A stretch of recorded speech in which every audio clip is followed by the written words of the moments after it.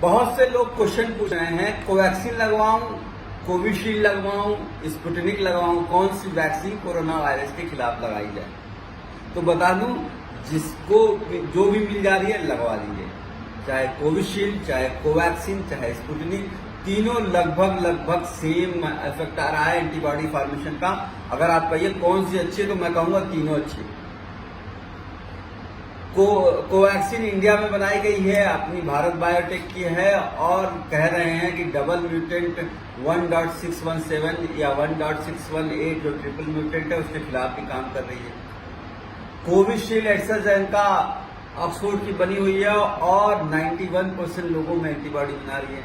Sputnik दुनिया की सबसे पहली बनी हुई वैक्सीन, रशियन वैक्सीन है, और वो भी जो है अच्छा असर दिखा रही है।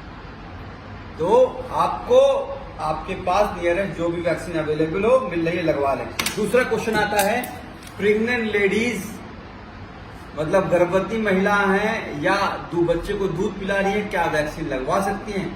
नहीं।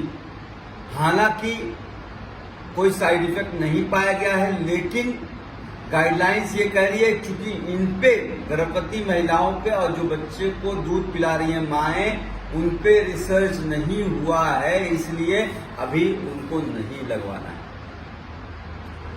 तीसरा क्वेश्चन आता है, मेरे पिताजी बीपी के पेशेंट है, हार्ट मतलब उनको हाइपरटेंशन होता है, क्या वैक्सीन लगवा सकते हैं? हाँ, लगवा सकते हैं। चौथा क्वेश्चन आता है, मेरे पिताजी को डायबिटीज है, उनका शुगर लेवल इतना इतना इतना है, क्या वो लगवा सकते हैं? हाँ, लगवा सकते हैं, कोई नुकसान नहीं है डायबिटीज को लगवाने में।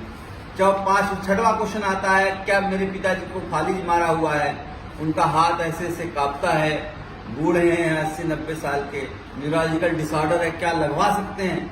हाँ, लगवा सकते हैं। मेरे पिताजी की डायलिसिस होती है, किडनी उनकी खराब है, इतना क्रिएटिनिन है, क्या लगवा सकते हैं? हाँ, लगवा सकते हैं। मेरे पिताजी का हार्ट का वाल्व ऑपरेशन हुआ है, वह हार्ट में वाल्व है।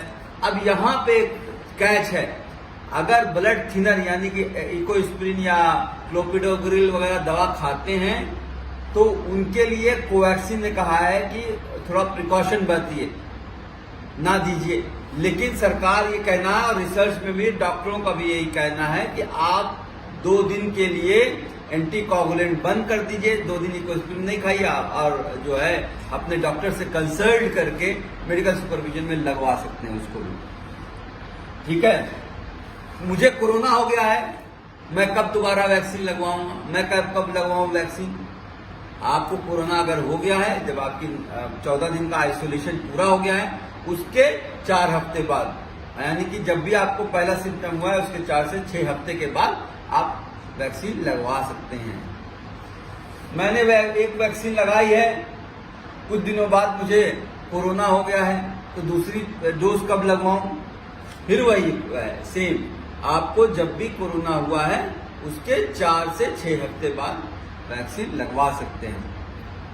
वैक्सीन लगवाने के बाद भी कोरोना हो जा रहा है तो लगवाने का फायदा क्या है?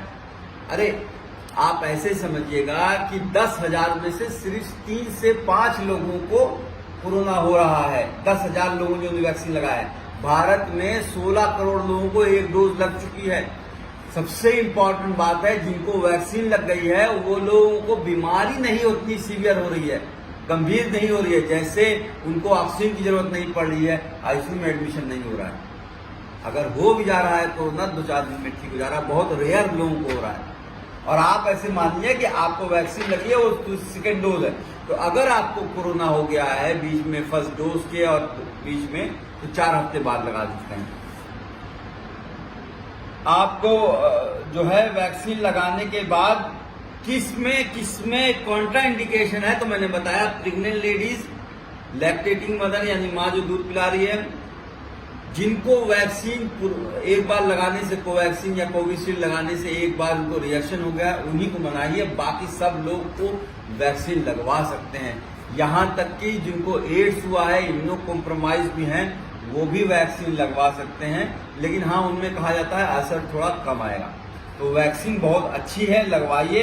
कुछ लोगों में वैक्सीन लगवाने के बाद जहाँ पे वैक्सीन लगती है वहाँ पे दर्द हो सकता है, सूजन हो सकता है, सर दर्द हो सकता है, बुखार हो सकता है, पेट में दर्द हो सकता है, डायरिया हो सकता है, वोमिटिंग हो सकती है, चक्कर आ सकते हैं, ट्रेमर आ सकता है, पसीना आ सकता है, खांसी जुकाम हो सकता है। तो घबराने की कोई बात नहीं है, 2-3 दिन में वो सही हो जाता है। आप पैरासिटामॉल 650 mg की टैबलेट दिन भर में 3 से 4 बार खा लीजिए, 6-6 घंटे के रेफरेंस में ठीक हो जाएगा।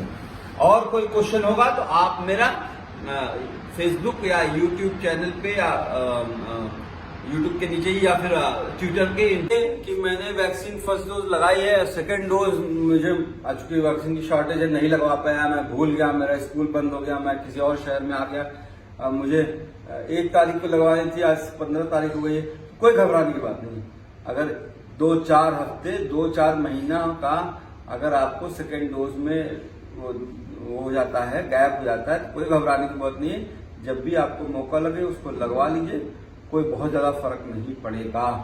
वैसे भी सेकेंड डोज का रिकमेंडेशन अब हो गया है कि 4 हफ्ते से 10 हफ्ते के बीच में या 3 महीने तक आप लगवा सकते हैं, घबराने की बात नहीं है। फिर पूछते हैं कि अस्थमा में लगवा सकते हैं वैक्सीन?